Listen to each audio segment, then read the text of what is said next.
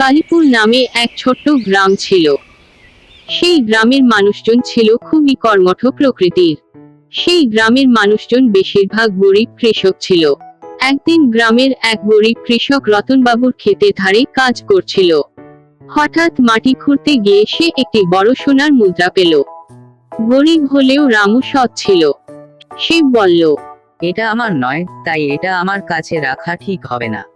সেই মুদ্রাটি নিয়ে রতনবাবুর বাড়িতে গেল।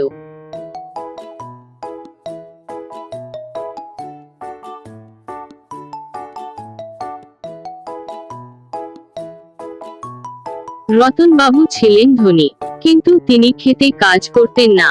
তিনি মুদ্রাটি দেখে অবাক হয়ে বললেন, এটা কি তুমি খুঁজে পেয়েছো?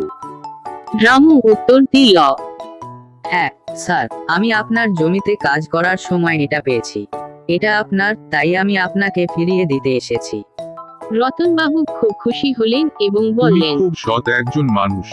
তোমার সততার পুরস্কার স্বরূপ আমি তোমাকে এই সোনার মুদ্রা উপহার দিচ্ছি। রামু প্রথমে তা নিতে চাইছিল না, কিন্তু রতনবাবুর জোরাজুরিতে সে মুদ্রাটি নিল। রতনবাবু বললেন, সত্য ও সততা সবসময় পুরস্কৃত হয়। তুমি এই মুদ্রাটি পাওয়ার যোগ্য। এই ঘটনার পর রামু গ্রামের মানুষের কাছে সৎ ও ন্যায়বান হিসেবে পরিচিত হয়ে উঠল।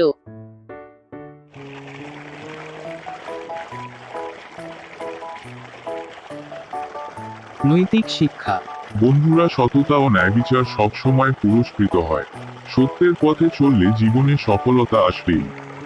বন্ধুরা, এই ভিডিওটি কেমন লাগলো অবশ্যই কমেন্ট বক্সে লিখে জানাও। এই ভিডিওটি যদি ভালো লেগে থাকে তাহলে একটা লাইক ও সাবস্ক্রাইব করে চ্যানেলের সাথে জুড়ে থাকুন এরকম সব মজার ভিডিও দেখার জন্য।